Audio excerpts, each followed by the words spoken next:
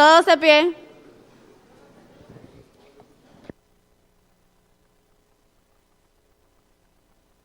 Gracias. Pueden sentarse, muy amables.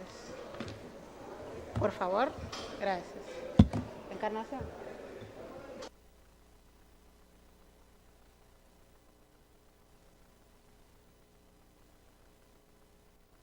Sentarse, muy amables. ¿Nos colaboran con el silencio, por favor?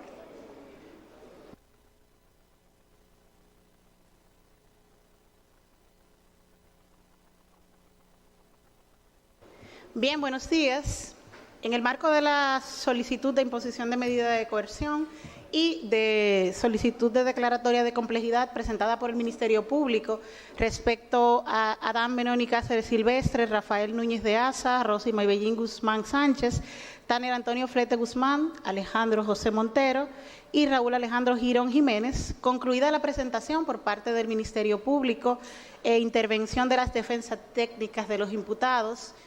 y la declaración de las personas imputadas que decidieron hacer uso de su derecho. En primer término, es preciso destacar el eje de discusión. En este caso, se va a evaluar la pertinencia de la solicitud de imposición de medida de coerción, la pertinencia o no, y la declaratoria de complejidad del mismo. Hay algunas cuestiones previas que fueron planteadas. La defensa técnica de Alejandro José Montero Cruz solicitó la separación del proceso conforme los términos del artículo 64 del Código Procesal Penal, haciendo referencia a la no vinculación del imputado con los ilícitos arguidos, independientemente de que se trata de una etiqueta provisional. En este punto, esta juez advirtió que existe imposibilidad material de deslindar la imputación respecto a personas imputadas en este momento procesal, primero por el espectro de valoración y el ámbito de discusión en esta audiencia relativa a la medida de coerción, y siendo el elemento propuesto por la defensa a esos fines un elemento meramente de fondo, por lo que no es evaluable en este contexto. Ya en cuanto a la solicitud de imposición de medida de coerción, partiendo de la taxatividad referida por la norma en cuanto a los requisitos exigidos para verificar la procedencia o no de medida de coerción, es indispensable evaluar lo siguiente: la existencia de elementos suficientes que puedan sostener razonablemente que la persona imputada con probabilidad es autor o cómplice de la infracción. Esto implica que, sin prejuzgar el fondo, se justifique la necesidad y utilidad de una medida de coerción en base a la seriedad de la investigación. En segundo término, el segundo elemento a considerar, conforme la normativa procesal vigente, es la existencia de riesgo de fuga que se desprenda en este caso acerca de la que persona imputada pudiera no someterse al procedimiento, y esto implica que sea justificada la necesidad, la utilidad de imponer alguna medida, dada su carácter instrumental, que sujete a las personas investigadas al proceso ante la existencia de algún riesgo. Y en tercer término, exige la norma que la infracción que se atribuya esté reprimida con penas privativas de libertad. Esto implica que la etiqueta provisional que el Ministerio Público otorga en este sentido, los tipos penales entrañan sanciones privativas de libertad. Innegablemente, esta jueza, al momento de evaluar esos presupuestos, debe examinar en cuanto al riesgo de fuga, circunstancias muy puntuales a que hace referencia la ley. Por ejemplo, las que tienen que ver con el arraigo en el país, el domicilio, la situación habitual, el asiento de familia, negocios, el comportamiento de la persona imputada, importancia del daño a resarcir, si existe algún riesgo en la obstaculización de los medios de prueba, riesgo para las víctimas, en fin,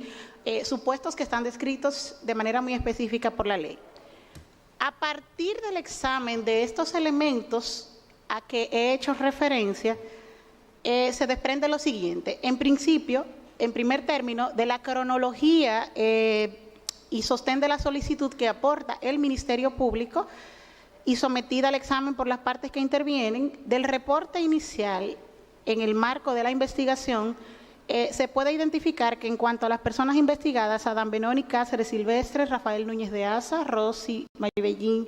Guzmán Sánchez, Tanner Antonio Flete, Alejandro José Montero y Raúl Alejandro Girón Jiménez, se configuran elementos iniciales coherentes que, sin prejuzgar el fondo, razonablemente lo señala como probables autores o cómplices de los ilícitos investigados. Esto como primer supuesto. El segundo supuesto es que al examen de la calificación jurídica otorgada como etiqueta provisional por el Ministerio Público, si bien es una etiqueta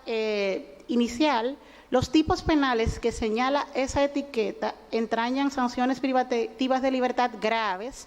y bienes jurídicamente tutelados de relevancia. En cuanto al riesgo de fuga, las defensas técnicas de las personas imputadas,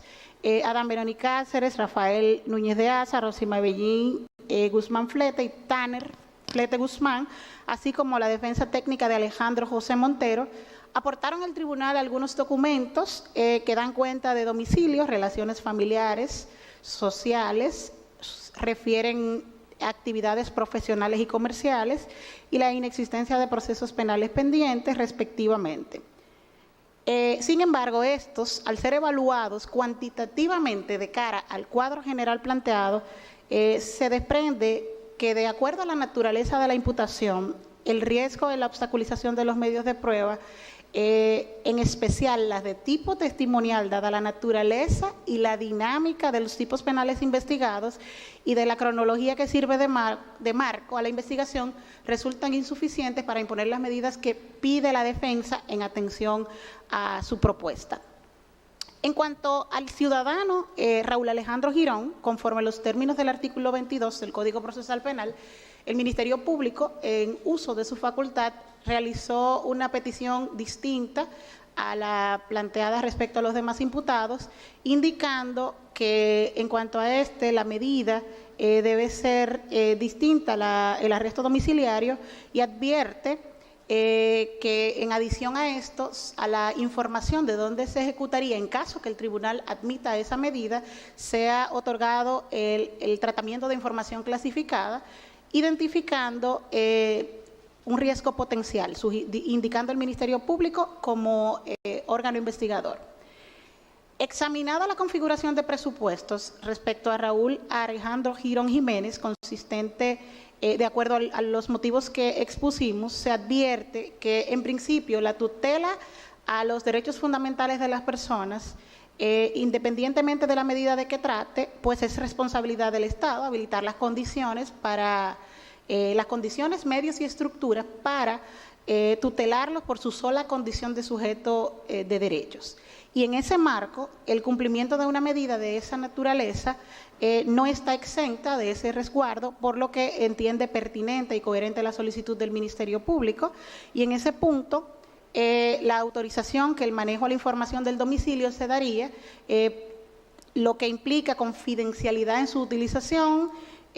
no solo para fines de contacto a través de la Procuraduría General de la República como custodia del mismo por parte del Tribunal Control, sino para fines de convocatoria a través de la Procuraduría.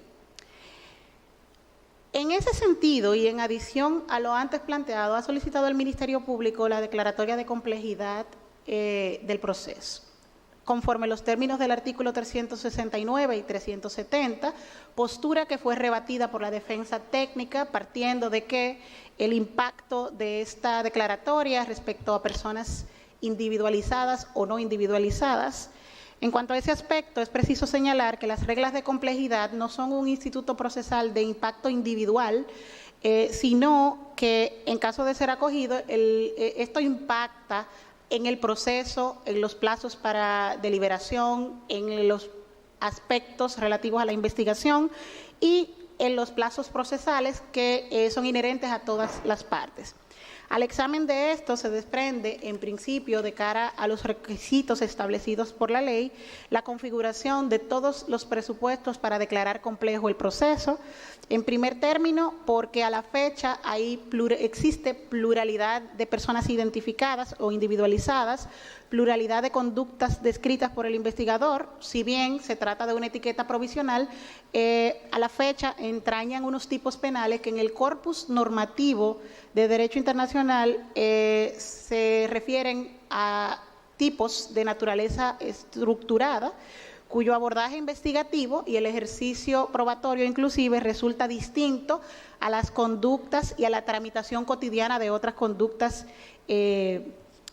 existentes. Tomando en consideración esto, el tribunal ha decidido lo siguiente: en cuanto a la forma, acoge como buena y válida la solicitud del Ministerio Público. En cuanto a la instancia, por cumplir con los parámetros establecidos por la ley. En cuanto al fondo, declara aplicables las reglas para asuntos complejos estipulados en las disposiciones de los artículos 369 y 370 del Código Procesal Penal. En cuanto al fondo de la solicitud de imposición de medida de coerción, impone a los ciudadanos Adán Benoni Cáceres Silvestre, Rafael Núñez de Asa, Tanner Antonio Flete Guzmán y Alejandro José Montero Cruz, de generales que constan, la medida de coerción establecida en el numeral séptimo del artículo 226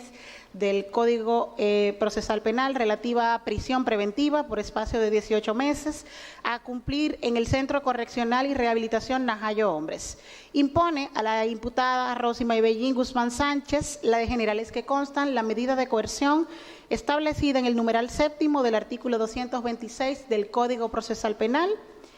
a ser cumplida por el mismo periodo de 18 meses en el Centro Correccional y Rehabilitación Najayo Mujeres. En cuanto al imputado Raúl Alejandro Girón Jiménez, impone la medida de coerción consistente en arresto domiciliario consignada en el artículo 226 del precitado código, bajo custodia de la Procuraduría General de la República, autorizando a su vez que el manejo de la información del domicilio donde se ejecutará esta medida sea proporcionado al Tribunal Control del Proceso con carácter confidencial y se otorga el tratamiento de información clasificada, lo que implica la confidencialidad en su utilización solo para fines de contacto y convocatorias a los actos procesales que fuere menester. Ordena que la decisión sea remitida por ante el primer juzgado de la instrucción del Distrito Nacional, juzgado apoderado del control de la investigación. Fija la revisión obligatoria de las medidas de coerción impuestas para el día que contaremos a martes 10 del mes de agosto del año 2021. Ordena a la secretaria del tribunal la entrega de la presente resolución de manera íntegra a las partes